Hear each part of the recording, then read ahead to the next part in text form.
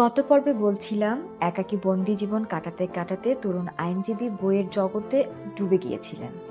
ভাষা, ইতিহাস, সাহিত্য একের পর এক জ্ঞান তিনি আত্মস্থ করছিলেন।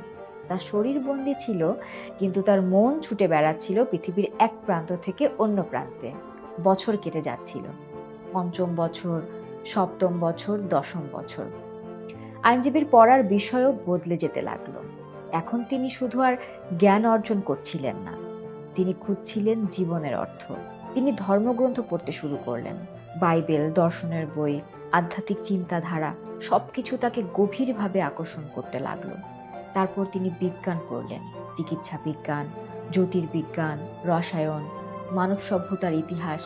মনে হচ্ছিল একটি মানুষের জীবনে যত জ্ঞান অর্জন করা সম্ভব তিনি তার সবটুকু অর্জন করতে চান। বাইরের পৃথিবী তাকে ভুলে গিয়েছিল, কিন্তু তিনি যেন পুরো পৃথিবীকেই নিজের ভেতরে ধারণ করে ফেলেছিলেন। একসময় তার চেহারাও বদলে গেল। যে তরুণ একদিন আত্মবিশ্বাসের সঙ্গে বাজি ধরেছিলেন, সে এখন অনেক বেশি শান্ত, অনেক বেশি চিন্তাশীল, অনেক বেশি পরিণত। এদিকে বাইরে আরেকজন মানুষও বদলে যাচ্ছিলেন। তিনি হলেন সেই ধনী ব্যাংকার। 15 বছর আগে 20 লাখ রুবল তার কাছে খুব বড় অঙ্কের টাকা ছিল না, কিন্তু এখন পরিস্থিতি ভিন্ন। বছরের পর বছর ভুল বিনিয়োগ আর আর্থিক ক্ষতির কারণে তার সম্পদের বড় অংশ হারিয়ে গেছে। তিনি এখনো ধনী ছিলেন, কিন্তু আগের মতো নয়। আর এখন তার মনে একটি ভয় প্রতিদিন বড় হতে লাগলো।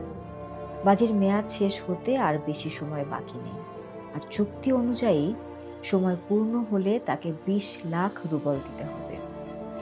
এক রাতে তিনি নিজের ঘরে বসে হিসাব করছিলেন। তার কপালে ঘাম জমে উঠল। হঠাৎ তার মনে হলো, যদি আমাকে এই টাকা দিতে হয় তাহলে আমার আর্থিক অবস্থা ভয়াবহ হয়ে যাবে। প্রথমবারের মতো তিনি সেই বাজির জন্য অনুতপ্ত হলেন। তিনি ভাবলেন, কেন আমি সেদিন এই বোকামি করেছিলাম? কিন্তু এখন আর কিছু করার নেই। চুক্তি ছিল আইনসম্মত, আর আইনজীবীও নিজের কথা রেখেছিলেন। দিন গড়াতে লাগলো। বাজির মেয়াদ শেষ হতে আর 1 বছর, তারপর 6 মাস, তারপর 1 মাস। প্রতিটি দিন ব্যাংকারের কাছে আরো ভয়ঙ্কর হয়ে উঠছিল। তিনি রাতে ঘুমাতে পারতেন না ঠিক মতো। প্রতিবার ঘুম ভাঙলে মনে হতো, আর মাত্র কয়েকটা দিন, আর মাত্র কয়েকটা দিন পর তাকে 20 লাখ রুবল দিতে হবে। এক রাতে তিনি একা ঘরে বসেছিলেন। হঠাৎ তার মাথায় একটি ভয়ঙ্কর চিন্তা এলো। এত ভয়ঙ্কর যে প্রথমে তিনি নিজেই ভয় পেয়ে গেলেন। কিন্তু চিন্তাটা বারবার ফিরে আসছিল তার মনে। তিনি ভাবলেন, যদি আইনজীবী বাজি জিততেই না পারে, যদি সে শেষ মুহূর্তে বেঁচেই না থাকে।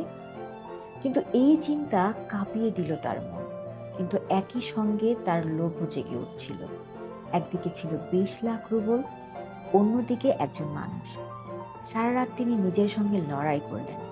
বিবেক তাকে থামাতে চাইছিল, কিন্তু ভয় আর লোভ তাকে অন্যদিকে টানছিল। অবশেষে বাজি শেষ হওয়ার আগের রাতে তিনি একটি সিদ্ধান্ত নিলেন। এমন একটি সিদ্ধান্ত যা তাকে জীবনের সবচেয়ে অন্ধকার কাজটির দিকে ঠেলে দিতে পারে।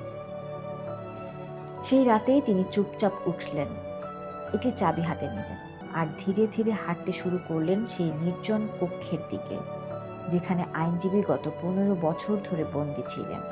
তার উদ্দেশ্য কি ছিল? আইনজীবীর ভাগ্যে কি ঘটতে চলেছিল? আর 15 বছরের এই বাজির শেষ পরিণতি কি হবে? জানতে হলে দেখতে হবে পরের পর্ব।